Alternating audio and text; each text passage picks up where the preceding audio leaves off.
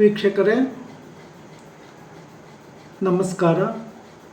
ನಾನು ನಿಮ್ಮ ನಾಗರಾಜ್ ಚೋಳೂರ್, ಪ್ರಖ್ಯಾತ ಜ್ಯೋತಿಷಿ, ವಾಸ್ತು ಹಾಗೂ ಸಂಖ್ಯಾಶಾಸ್ತ್ರಜ್ಞರು ಮಾತನಾಡ್ತಾ ಇರ್ತಕ್ಕಂಥ. ವೀಕ್ಷಕರೇ,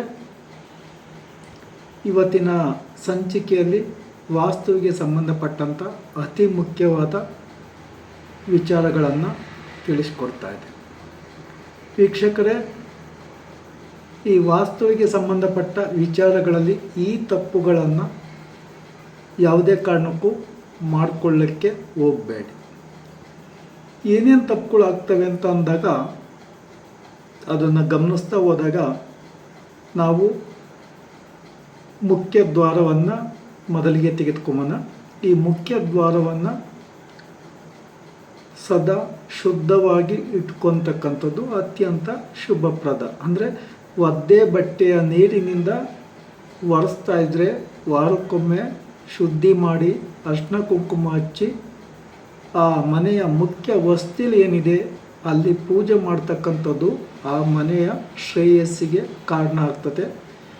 ಹಿಂದೆ ನಾನು ಕಂಡಂತೆ ಕೆಲವೊಂದು ಮನೆಗಳಲ್ಲಿ ಶುಕ್ರವಾರ ಬಂದರೆ ಸಂಜೆ ಟೈಮ್ ದೀಪ ಹಚ್ಚೋರು, ಬಾಗಿಲಿಗೆ ನೀರು ಹಾಕಿ ಅಂತ ಹೇಳ್ತಕ್ಕಂಥವ್ರು ಸಂಜೆ ಟೈಮ್ ಕಸ ಹೊಡೆದು ಆ ವಸ್ತುಗಳನ್ನು ತೊಳೆದು ಅದಕ್ಕೆ ರಂಗೋಲಿಯನ್ನು ಬಿಟ್ಟು ಹೂ ಇಟ್ಟು ದೀಪ ಹಚ್ಚಿ ಪೂಜೆ ಮಾಡ್ತಕ್ಕಂಥದ್ದನ್ನು ನಾನು ಹಲವಾರು ಕಡೆ ನೋಡಿದ್ದೇನೆ. ನಮ್ಮ ಮನೆಗಳಲ್ಲೂ ಸಹ ಈ ಪದ್ಧತಿ ಇತ್ತು.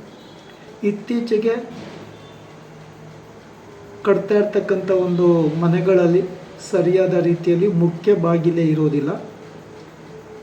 ಆದ್ದರಿಂದ ಆ ಮುಖ್ಯ ಬಾಗಿಲಿಗೆ ಅತ್ಯಂತ ಪ್ರಶಸ್ತವಾದಂಥ ಸ್ಥಾನ ಇರೋದ್ರಿಂದ, ನಿಮ್ಮ ಮನೆಯೇ ನಿಮಗೆ ದೇವಸ್ಥಾನ ಆಗಿರೋದ್ರಿಂದ ವಾರಕ್ಕೊಮ್ಮೆ ಆದರೂ ಮುಖ್ಯ ಬಾಗಿಲ ವಸ್ತಿಲನ್ನು ಕ್ಲೀನಾಗಿ ಒದ್ದೆ ಬಟ್ಟೆಯಿಂದ ಒರೆಸಿ ಅರಿಶಿನ ಕುಂಕುಮ ಹಚ್ಚಿ ಪೂಜೆ ಮಾಡ್ತಕ್ಕಂಥ ಒಂದು ಸಂಸ್ಕೃತಿಯನ್ನು ಬೆಳೆಸ್ಕೊಂಡ್ರೆ ಆ ಮನೆಯ ಅರ್ಧ ನೆಗೆಟಿವ್ ವೈಬ್ರೇಷನ್ ಕಡಿಮೆ ಆಗುತ್ತೆ.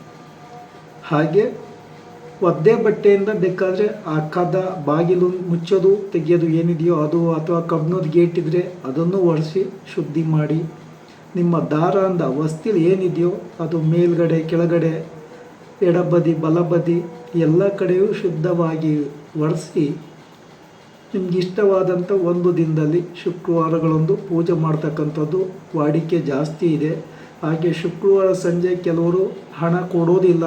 ಕೆಲವೊಂದು ಅಂಗಡಿಗಳಲ್ಲಿ ಅರಿಶಿನ ಕುಂಕುಮ, ಬಳಬಂಗಾರ ಮತ್ತಿತರ ವಸ್ತುಗಳನ್ನು ಸಹ ಅಂಗಡಿಯವರು ಸಹ ವ್ಯಾಪಾರ ಮಾಡೋದಿಲ್ಲ. ವಿಭೂತಿ ಆಗಿರ್ಬೋದು ಅಥವಾ ಉಪ್ಪು ಆಗಿರ್ಬೋದು, ಇಂಥವುಗಳನ್ನು ಕೊಡಲಿಕ್ಕೂ ಸಹ ಹೋಗೋದಿಲ್ಲ. ಹಾಗಾಗಿ ಸಂಜೆಯ ಟೈಮು ದೀಪವನ್ನು ಶ್ರದ್ಧಾಭಕ್ತಿಯಿಂದ ದೇವರ ಎದುರಲ್ಲಿ ಮತ್ತು ಮುಖ್ಯ ಬಾಗಿಲ ಎದುರಲ್ಲಿ ಹಚ್ಚತಕ್ಕಂಥದ್ದು ತುಂಬ ಉತ್ತಮ. ಹಾಗೆಯೇ ವೀಕ್ಷಕರೇ, ಕೆಲವೊಂದು ಸಲ ಏನಾಗುತ್ತೆ ಅಂತ ಅಂದರೆ, ನಮಗೆ ಗೊತ್ತಿದ್ದೋ ಗೊತ್ತಿಲ್ಲದೋ ಮುಖ್ಯ ಬಾಗಿಲ ಎದುರಿಗೆ ಕನ್ನಡಿಯನ್ನು ಹಾಕ್ಕೊಂಡಿರ್ತಾರೆ ಕೆಲವೊಂದು ಮನೆಗಳಲ್ಲಿ. ಈ ರೀತಿ ಕನ್ನಡಿಯನ್ನು ಹಾಕಿದಾಗ ಮುಖ್ಯ ಬಾಗಿಲು ರಿವರ್ಸ್ ಆಗಿ ನಿಮಗೆ ಸಿಗ್ತಕ್ಕಂಥ ನೆಗೆಟಿವನ್ನು ಇಂಡೈರೆಕ್ಟ್ ಮಾಡಿ ಹಿಂದೆ ಕಳಿಸುತ್ತೆ. ಆದ್ದರಿಂದ ಕನ್ನಡಿಯನ್ನು ಅಳವಡಿಕೆ ಮಾಡಬೇಕಾದ್ರೆ ನೋಡಿಕೊಂಡು ಕನ್ನಡಿಯನ್ನು ಅಳವಡಿಕೆ ಮಾಡ್ತಕ್ಕಂಥದ್ದು ಭಾಳ ಉತ್ತಮ. ಹಾಗೆಯೇ ಬಹುತೇಕ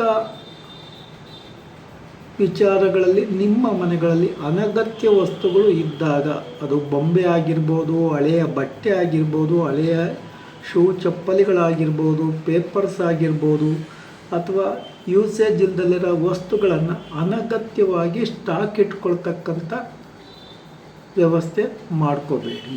ಅವುಗಳನ್ನು ಆದಷ್ಟು ರಿಮೂವ್ ಮಾಡೋದು ಉತ್ತಮ. ಹಾಗೆ ಈ ಮಕ್ಕಳ ಆಟಿಕೆಯ ವಸ್ತುಗಳು ಆಗಿದ್ರೂ ಅವೆಲ್ಲ ರಿಮೂವ್ ಮಾಡ್ತಕ್ಕಂಥದ್ದು ನಿಮಗೆ ತುಂಬ ಉತ್ತಮ ಫಲವನ್ನು ಕೊಡ್ತದೆ. ಮತ್ತು ಈ ಕೂತ್ಕೊತಕ್ಕಂಥ ಕುರ್ಚಿಗಳಾಗಿರ್ಬೋದು, ಅಥವಾ ನಿಮ್ಮ ಮನೆಯಲ್ಲಿ ಫ್ರಿಡ್ಜ್ ಆಗಿರ್ಬೋದು, ಅಥವಾ ಕಪಾಟುಗಳಾಗಿರ್ಬೋದು, ಮಂಚಗಳಾಗಿರ್ಬೋದು, ಬಹುತೇಕವಾಗಿ ಇವನ್ನು ತಂದಾಗ ಕುರ್ಚಿಗಳನ್ನು ಮೇಲೆ ಒರೆಸ್ತೀರಿ, ಕಪಾಟನ್ನು ಒಳಗಡೆ ಮಾತ್ರ ಕ್ಲೀನ್ ಮಾಡಿರ್ತೀರಿ. ಆದರೆ ಅಕ್ಕಪಕ್ಕ ಸೈಡಲ್ಲಿ ಅಥವಾ ಹಿಂಭಾಗದಲ್ಲಿ ತುಂಬ ಧೂಳು ಕೂತ್ಕೊಂಡಿರ್ತದೆ.